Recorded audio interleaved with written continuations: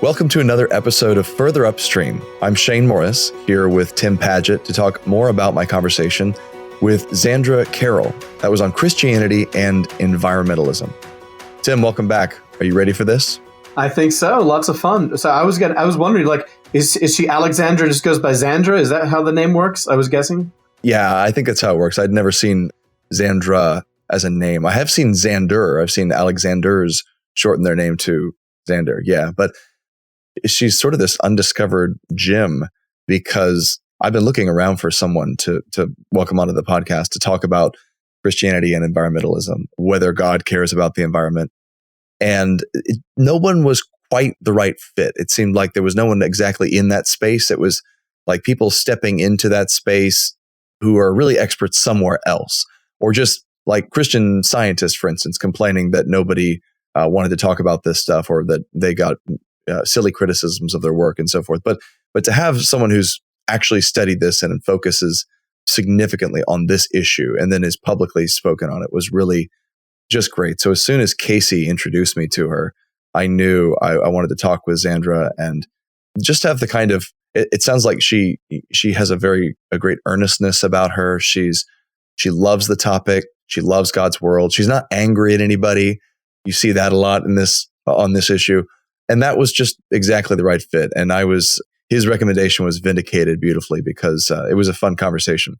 So as we jump into it here, we ended the conversation, Xandra and I did, with talking about seeking to do the right thing in the right way, instead of worrying about looking different from an undefined them out there somewhere, right? So we don't want to define ourselves as opposition to our political opponents, right? That's what Samuel James calls negative epistemology, just doing the opposite of what the other guy is doing and assuming that's right.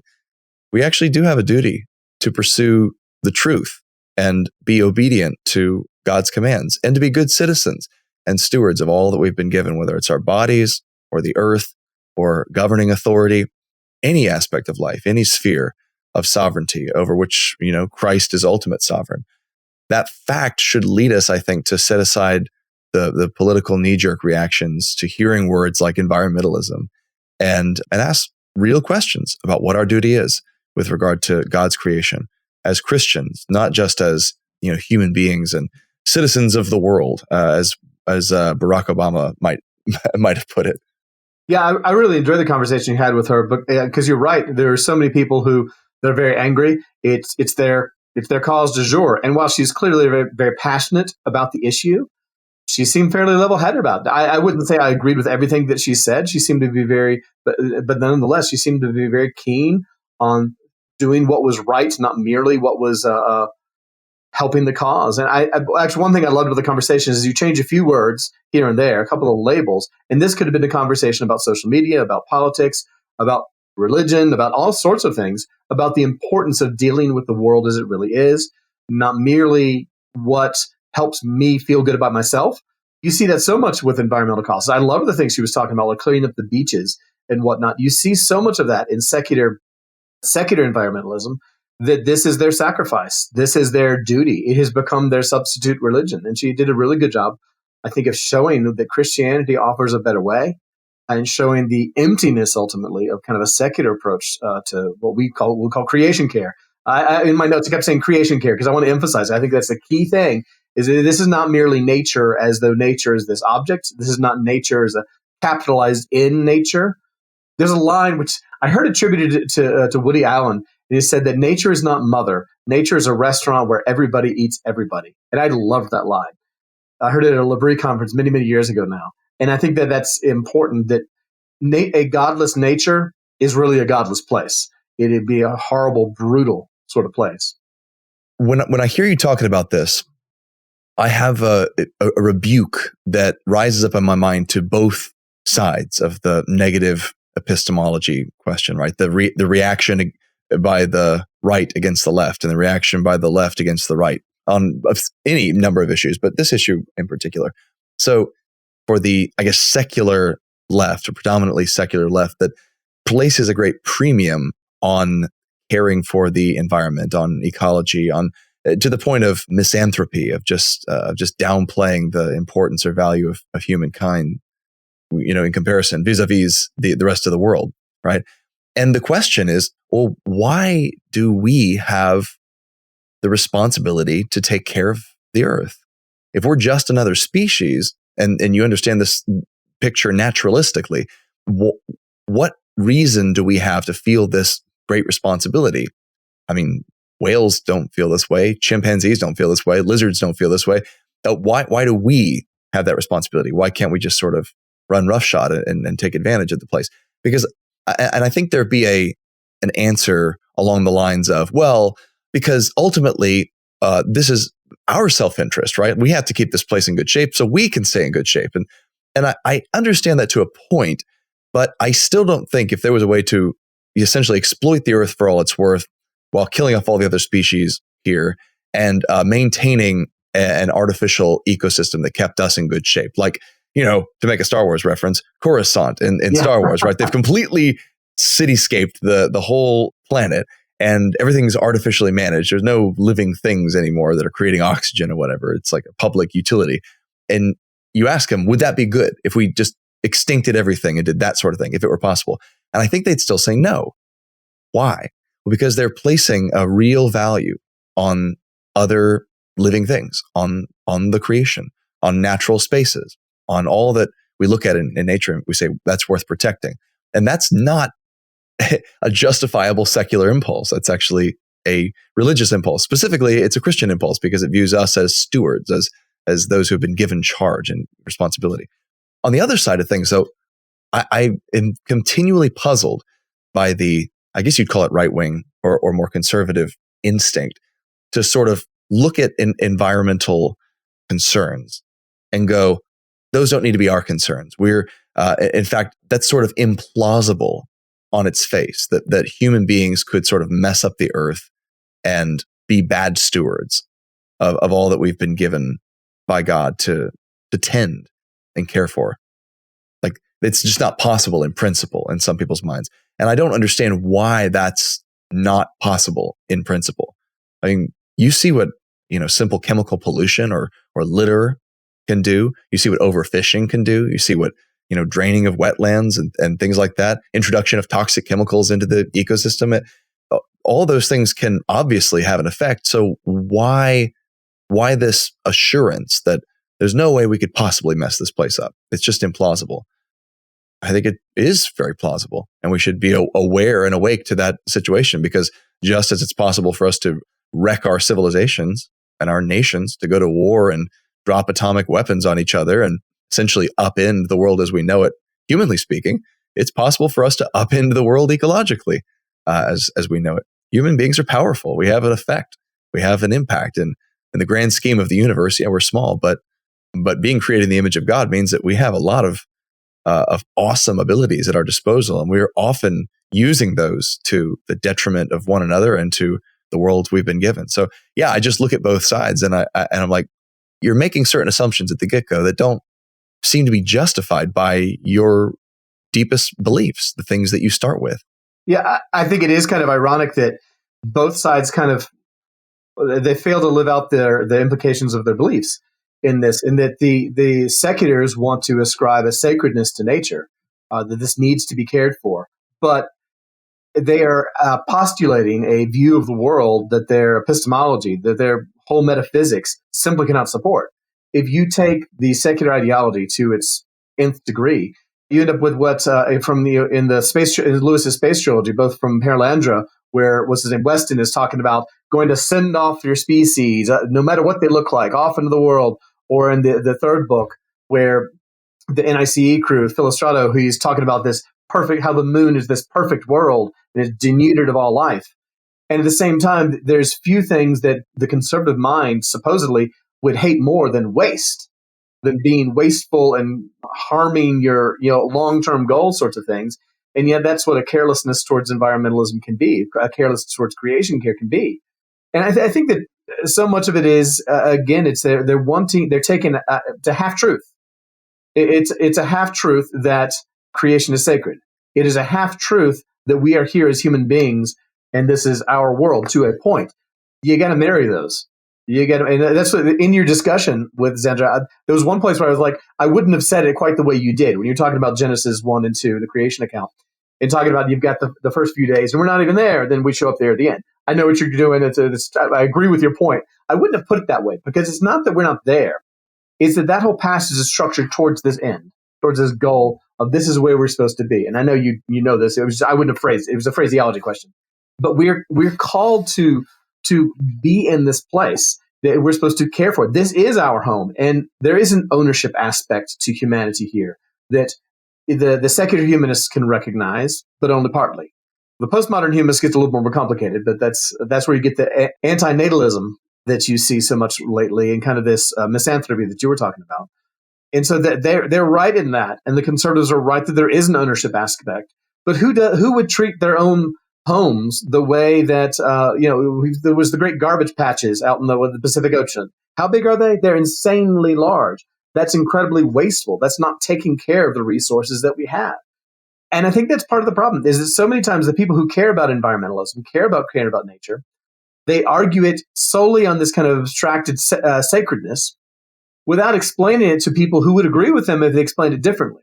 I remember years ago it dawned on me that if you explain to conservatives the idea of caring for nature as a wastefulness, as an inefficiency, they would listen a whole lot more quickly than they would if simply we need to care for nature, because that's not touching what they care about. If you phrased it in the way of this is our responsibility and this is taking care of what's ours, and we're going to harm ourselves, not just the selfish way, harming your resources, that would actually make a lot more better ground. So if you said that, if you're more careful with your resources, careful with not using as much plastic, because this is short-term gain, long-term loss, that makes a lot more sense to a lot more people. And again, so much of it is, how's the conversation? They're interested in not being what the other guy says, and so they don't pay attention to one another. Yeah, the dilemma at work here reminds me of the way Christopher Watkin treats this in biblical critical theory, which we're having these weekly discussions about, or regular discussions about, in staff, and the false dichotomy, but that the world teaches and causes us to fall into, between seeing nature as the sacred grove that we worship and the timber that we just mill for paper. I don't think that's exactly how he puts it, but that's the gist of it, that we can fall into one of those two errors, to see nature as purely there to be exploited versus there to be worshipped, and it's actually more valuable than us. So you either fall into the misanthropy of the of an enviro-pagan view of things, like the worship of the earth. Avatar, Dances with Wolves, that world. Yes, I think there's a worldview there that exists. I mean, the Gaia worship thing is actually, it manifests in popular media, but it goes back a long way. People have worshipped nature. They worship the creation rather than creator, right? And there's lots of ways to do that, but one of the ways you do it is in this sort of nature mysticism that downplays the central importance and vice regency of mankind. But then on the other hand, you have that exploitation view that nature's just here, it's just bugs and weeds, and it's just here to be used or exterminated by us as we find useful. And he diagonalizes that. He says that there's a third, not a third way. He doesn't like to put it that way, but there's a truth that actually avoids that false dilemma and actually honors both the goodness and sacredness of the world that we've been given, and the unique goodness and sacred role that humankind has been commissioned into by virtue of bearing the image of God. And so this is one of so many areas where getting Genesis right causes you to get theology as a whole right, and you have to see human beings as the crowning jewel of creation, certainly of this earth. But you also have to recognize that creation is full of jewels. It's full of beauty. It's full of glories that God himself values and cherishes, and intends us to value and cherish as well. And part of what makes that difficult, Tim, is that we're estranged from the world in many ways. The fall has resulted in these animosities between us and the creation. It's dangerous. It's thorny. It's poisonous. It's inhospitable. It spits lava and hits us with hurricanes and destroys our homes with earthquakes. And starves our crops with droughts. It doesn't cooperate very, very well. And yet we still depend on it. We still receive it and experience it as gift. And I love that there's one quote that just encapsulates this, more perfectly than anything I've ever encountered. And it will come as no surprise to anyone that it is a C.S. Lewis quote. And I actually, a portion of this, I actually did this wood burning project where I did a portrait. I kind of did pencil and wood burning. So I did a portrait of Lewis, like just a face portrait on this piece of like rough cut pine. And then I burned this quote into it. And it's not the whole thing, but I just want to read you this section. It's from Miracles. Lewis is here talking about our troubled relationship with nature and how there's been a rupture in that relationship, but that we have a hope for restoration in the end. And I just love the way he captures it. He says, I spoke just now about the Latinity of Latin. It is more evident to us than it can have been to the Romans. The Englishness of English is audible only to those who know some other language as well. In the same way, and for the same reason, only supernaturalists really see nature. You must go a little away from her and then turn round and look back. Then at last, the true landscape will become visible. You must have tasted, however briefly, the pure water from beyond the world before you can be distinctly conscious of the hot, salty tang of nature's current. To treat her as God or as everything is to lose the whole pith and pleasure of her. Come out, look back, and then you will see this astonishing cataract of bears, babies, and bananas, this immoderate deluge of atoms, orchids, oranges, cancers, canaries, fleas, gases, tornadoes, and toads. How could you ever have thought this was the ultimate reality? How could you ever have thought that it was merely a stage set for the moral drama of men and women? She is herself. Offer her neither worship nor contempt. Meet her and know her. If we are immortal, and if she is doomed, as the scientists tell us, to run down and die, we shall miss this half-shy and half-flamboyant creature, this ogress, this hoyden, this incorrigible fairy, this dumb witch. But the theologians tell us that she, like ourselves, is to be redeemed.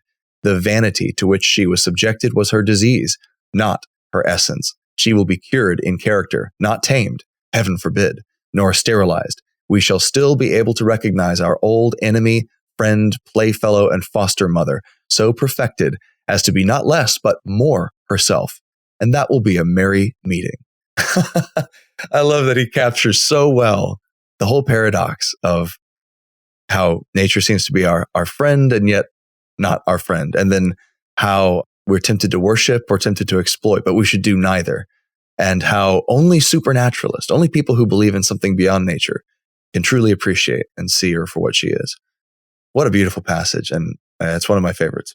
Yeah, if nature is all that is, there's no reason for us to act anything but exploitative. Or conversely, to end up as a bug ourselves, as to see humanity as nothing. And neither of those things is appealing. You and I had a Twitter exchange. That sounds like a negative thing, but it was a positive thing about that. It was those working dogs doing the exercise stuff. Oh, yeah. Yeah, that is one of my favorite things to see, is to see working dogs doing your sheep herders or your hunt, bloodhounds. And there's something, you and I have talked about this before. There's this elevation of the animal to a higher state when they have that dance with the human master. And I think that's the key thing. It's a human master. It's not a human friend. It's not a fur baby or anything like that. It's a human master, and we raise them to something higher. Seeing the delight in that dog's face as it was going around doing the exercise things, just eager to obey her mistress in this particular case, the woman who was her guide. We're seeing these work animals. You see the horses that can run faster. There's the movie, I think it was Black Beauty, that came out a few years ago. There's a scene where the horse is talking the whole time. The horse is the narrator. That's how it is in the book too. Oh, it is? Okay, I've not read it. Yeah. The horse is the narrator. He's going along, and he's talking about how that he loved to run, but then the rider gets on him, and he's able to run so fast. Now, obviously, it's a fictional account because it's a horse talking, but still, there is this sense of what an animal can do that it can't do on its own. And there's the beauty. That's the Garden of Eden there, because it's not abusing an animal. It's not a movie like you see so many movies today where nature is being totally exploited and oppressed by humanity and being crushed into something that it shouldn't be, less than it ought to be. It's been raised up into something higher than it would have been on its own. And there's a beauty in that. A garden isn't just nature. It is all the things that nature has, but cultivated.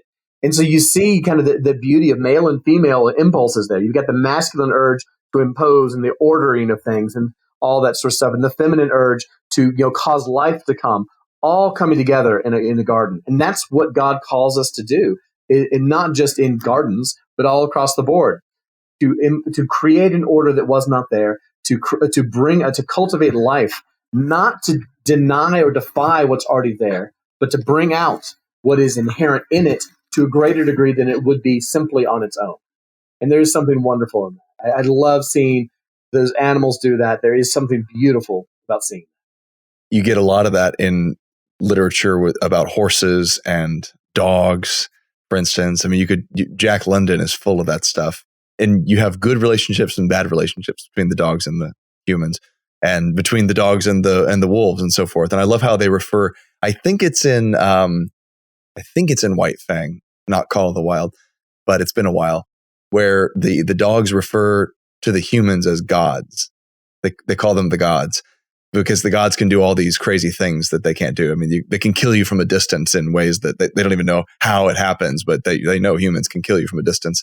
And then it's a big revelation when they find out that the humans actually they bleed and they can be killed as well. So it's it's like kind of sinister. And he's writing from this very naturalistic point of view, but nevertheless, it's just riveting writing.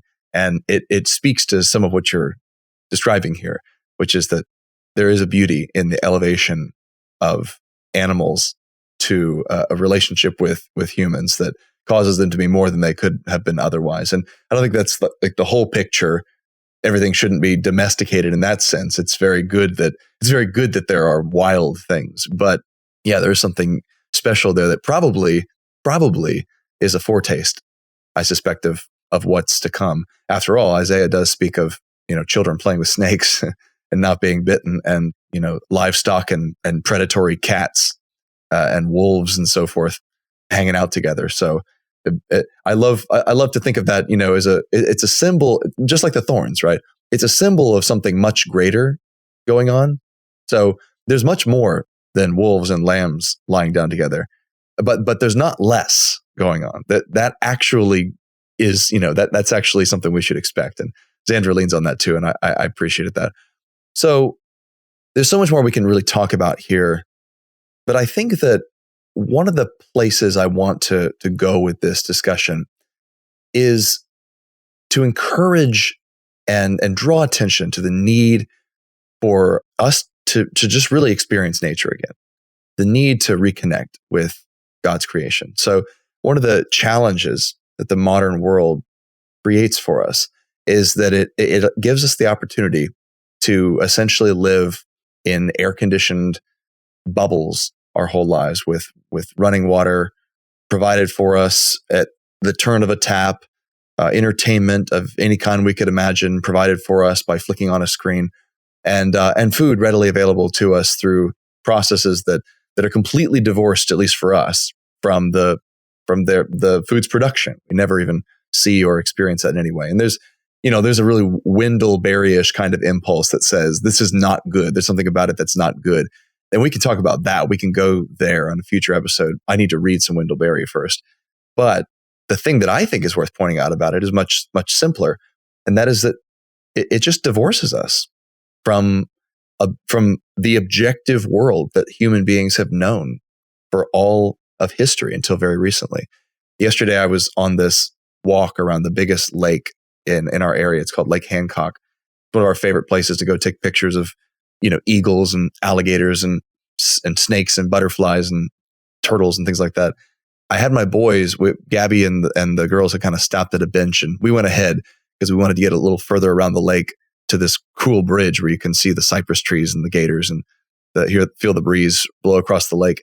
And on the way, my boys were just kind of like, oh, I wish I had this kind of snack right now, or I wish I could, I could watch this show right now. And I was I just try to be patient and push back and say, listen, you've been accustomed by living in this world to just expect immediate gratification of these sensory desires in this climate controlled habitat, and to be able to flick on a screen and be entertained and be fed and be comforted and just never experience the forces of nature, never experience the external reality.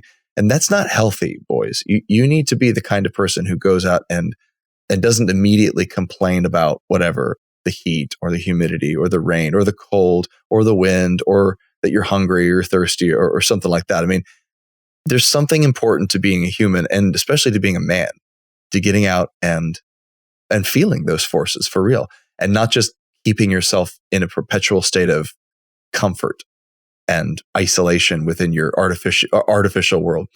And I just gave them the speech on that, and hopefully they received it well. I guess we'll see as the years go on. But I really believe we've cut ourselves off from something that is not only vital for us to experience in order to be fully human, but vital for us to experience as revelation from God. Because God never says the Samsung TV on your wall in your living room declares the glory of God.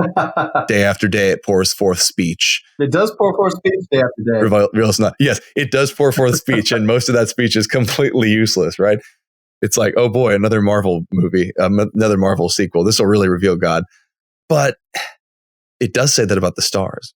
It does say that about the trees and the fruits that grow on them, and the fish in the sea, the sand on the seashore, all of the different things that we encounter and that the Bible makes use of. If you don't know those things, then you're not going to get the revelation the same way. I think it makes it easier to be a secularist, to not believe, because you don't have to look at the stars all the time. And there's a whole other rabbit trail to go down in there about how modern people don't see the stars, and it's made us all kind of practical atheists. But yeah, I believe that. And I think if we had those encounters, we would be not only better recipients of divine revelation in the Word, but we would also be more open to the concerns of preserving that stuff, of saying, oh, we actually do need to protect that because there's something valuable there, something that has taught me about God.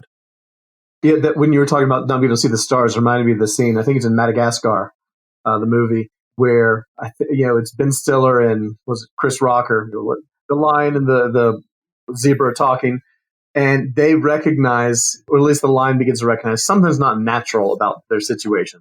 And they look up, and I think it's the zebra says, "Can't you see? It's a beautiful day. The star is out tonight. The star, singular." And then they go off to Madagascar, and they're having such a great time there. They find their place, and there's something good about that. And I think that that's something in our present society. I mean, something I put in my notes is like, I want to be careful that there's the two errors we can make. What we've been hinting at here is that there's the guyism, the avatar, the dances with wolves. Let's all go live on the prairies with nothing. Or there's let's go to Coruscant and whatever sci-fi world you're talking about. That there is something good about being in the world. There was a brief sci-fi series called Earth 2, came out 20 years ago or so, and it was you should check. I don't know how to find it now, but it was set in the near future, and people were having to live in such hermetically sealed and such clean environments that they lost their immune system. And there's diseases that are coming up because of that. And we even see the reality of that sometimes, suggestions of that even today. But it's like really intense things. So they have to go find a planet to go live on. You see that they go there and they enjoy the beauty of sitting by a fire, of sitting outside, and all this kind of stuff. And there's a greatness in that. We want to avoid the dangers of, on the one hand, of the avatar world, where we'll become one with nature. And you hear these stories every once in a while of people who go to a zoo and they feel like they have a connection with the animals, and the tiger's not going to attack me because I'm putting out good feelings, and then they get eaten.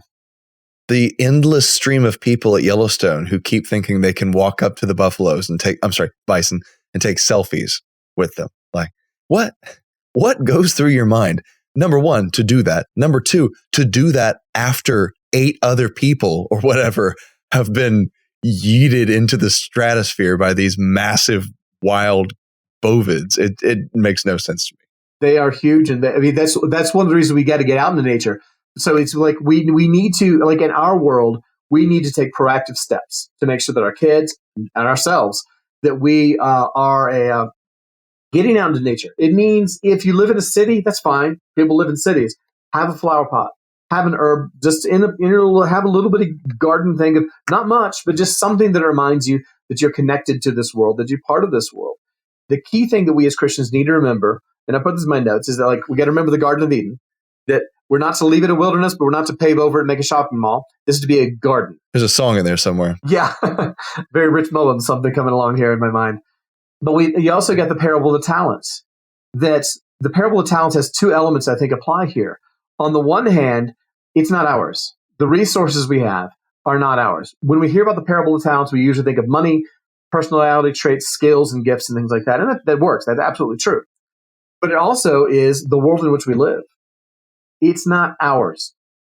But at the same time, we are responsible to somebody else for it. That means we got to take care of it.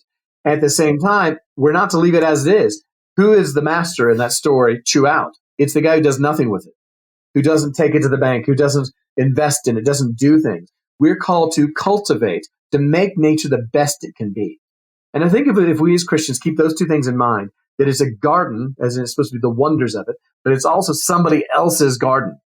It's we're the caretakers of this. That we are that gives us the right sense of balance between go live and we are just an animal and nature is nothing. Somewhere in between, having those two things as our boundaries, I think helps us to keep us in a good perspective on these things. Well, as we close here, I think we ought to offer some practical suggestions. So you live, Tim, in a region of the country that is kind of universally known for its natural beauty. Colorado Springs it's much less urban than Denver, but it's also right in the shadow of Pikes Peak. And you've got these amazing state and national parks and forests around you. What do you and your family and your kids do to sort of put the things we're talking about today into action? And then what do you talk to them about, or how do you draw their attention, to those theological truths when you get out in the created world and just witness that beauty? Well, I mean, yeah, it is a great opportunity living here because I can go upstairs to where I am right now and look out the window and I can see Pikes Peak, which even though I am 6,200 feet up in the above sea level, it's another 8,000 feet higher than I am. And you cannot think of yourself as the center of the universe when staring. When you're 6,000 feet up and there's another over that much higher than you, it's just the awesomeness of it. You're simply confronted with it. And then there's the fact that there's bears and bobcats that wander through our backyard and that kind of thing. So, I mean, a lot of what we do is we go camping. I mean, it's really easy, straightforward thing to do. My wife would like to be a lot more adventurous than I am. She's a lot more adventurous. She would be quite willing to do the primitive camping where you take a trowel and you do your business out there. I'm not really keen on that. But she'd be very much interested in that, and she loves being outside. And so my wife is part of the way that we do that is she loves getting in the dirt and all that kind of thing. So going to camping, there's this one place we go. It's near Gunnison, Colorado, and it's in this canyon area. And it's just, there's a river that runs through it. So you hear the echoes through the canyon of a river, and there's chipmunks that run all around you. And I just sit there and relax. And it just does perfect for me. I think also just reminding the boys that it is a dangerous world. You need to respect nature, not be terrified of it. Well, proper terror in that sense. If you see a bear, you should be afraid of it because it can kill you. You are not the top of the food chain here. And that is a very helpful thing that you kind of forces you to remember. And I think that other small things like, well, we've got chickens. We've got little garden stuff. I think that having those sorts of things, encouraging kids to I mean, if you don't have an opportunity to have chickens yourself, go to a zoo. Go to a place where there's something like that. Go to a park and let the kids get dirty. I think those are some practical. Let the kids fall down and skin their knees. Nobody wants their child to be hurt, but letting them do that recognizes that this is a real world with physical consequences, and you're part of it. We're not somehow completely divorced from it. So I think it's going out, being intentional about going out into some sort of natural world where it's not a perfectly, hermetically sealed off from the rest of the cosmos. where you, as a former pastor of mine said, he loves going in nature because he knows he's not needed. He loves that. And breathing the air that was given to you as a pure gift that you didn't prepare, but that has biological origins, right?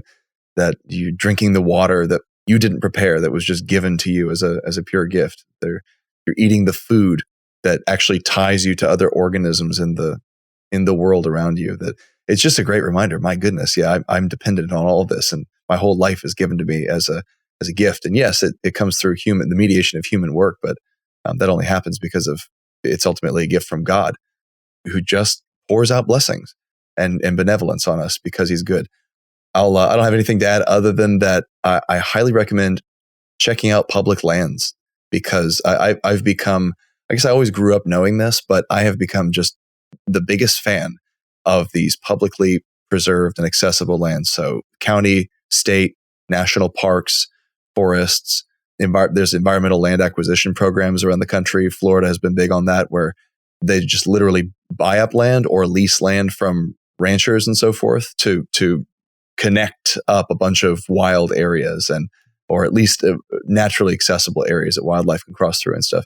And all of these are just available to the public, and very few people go to anything but the sort of highlight reels type places. And often you'll find, and I've said this before in the podcast, but often you'll find that the state parks in your state are better than the national parks, the go-to national parks around, because number one, they're less crowded, but number two, they often preserve some lesser known but equally magnificent beauty, whether you're looking for trees or fauna or amazing mountains and rocks and so forth, or as is the case here in Florida, amazing coral reefs like John Pennycamp State Park, which is my favorite. So check out those public lands. I think they're a big blessing and an opportunity to just teach yourself and your children about the beauty of God's creation, and then instill that appreciation that will cause us to want to obey the command to steward well and to preserve. So thanks, Tim. I enjoyed this a lot. Absolutely. We got to get you out on another one of our trips. Did you come out to Colorado? We got to go for some hiking here. Man, that sounds great. I'd love it.